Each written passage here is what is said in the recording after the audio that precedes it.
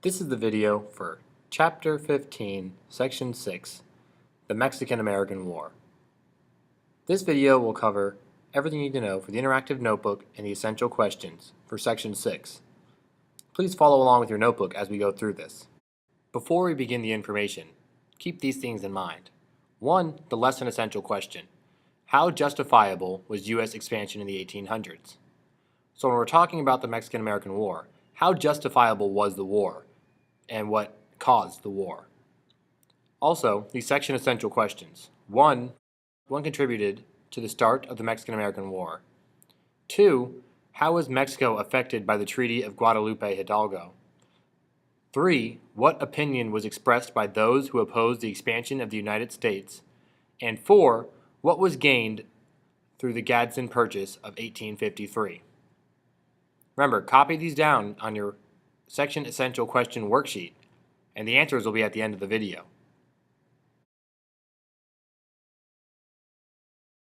In 1821, Mexico won its independence from Spain and welcomed Americans into Texas by offering them cheap land to buy. However, the Americans refused to accept Mexican laws such as converting to Catholicism, not owning slaves, and no involvement in the government.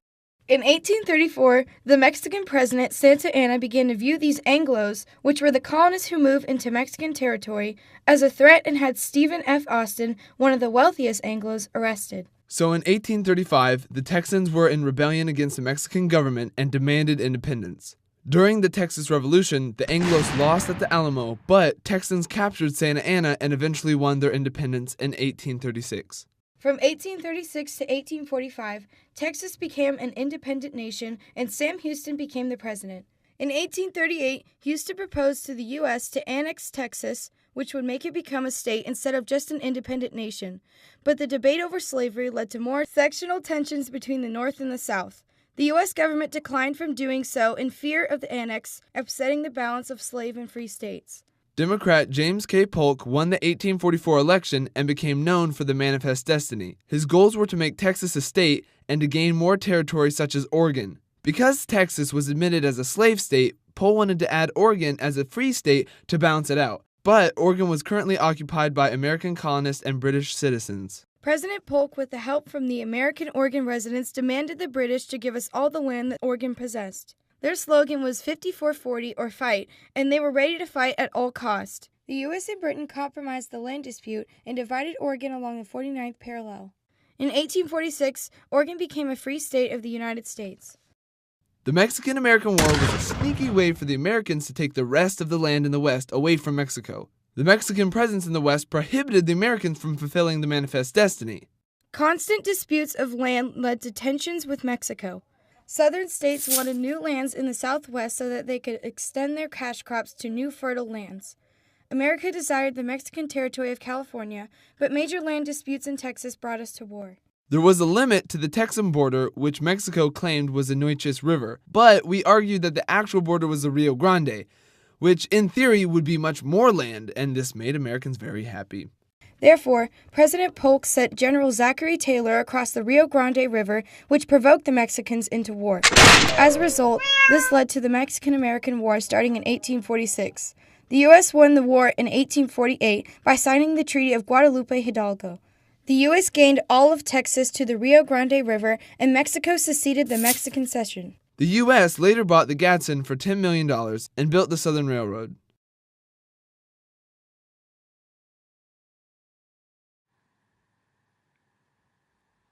Now that you've watched that video that covers the section,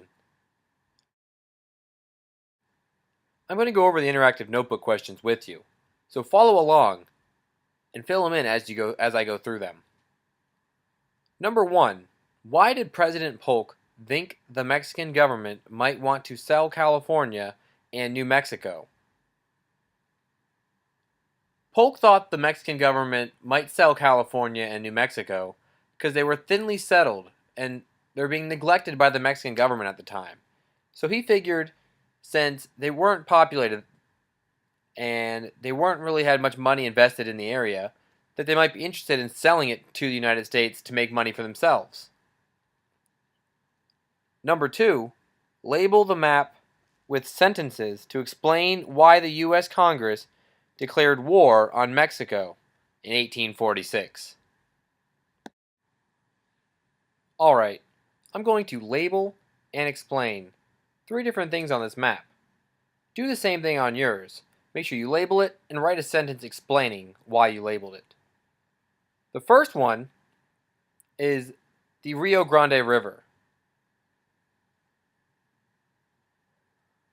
Texas claimed that the Rio Grande River was the border for where Texas ended and Mexico began. Mexico wanted the Nueces River to be the border.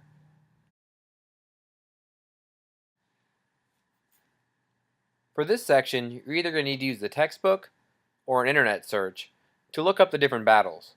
Pick 2 of them, and then make a headline for each one. Make sure you label which battle for the location at the top.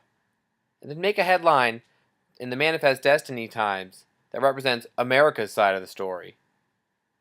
And then also make a headline in the Tiempos de Mexico for the Mexico side of the story. Number 4. List 3 details of the Treaty of Guadalupe Hidalgo. Then give 2 reasons some U.S. senators opposed the treaty. In the Treaty of Guadalupe Hidalgo, Mexico gave up Texas and the Mexican Cession, which included the present-day states of California, Nevada, Utah, Arizona, and New Mexico, and parts of Colorado and Wyoming.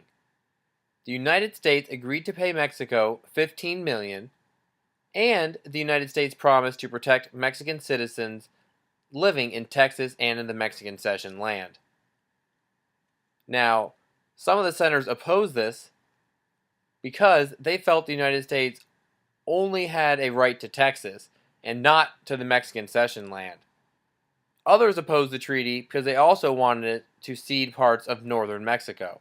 So as you can see, they were opposing the treaty for 2 very different reasons. One, because a lot of the senators didn't believe that the Mexican Cession land was deserved to the Americans. And 2, the opposite side, they disagreed with the treaty because they thought they should have got more land. Number 5. Why did the United States buy the Gadsden Purchase in 1853? The reason why they bought it was because the railroad builders wanted this flat piece of land to build a new route across the nation. This flat land was easier to travel through than the mountainous areas all around it.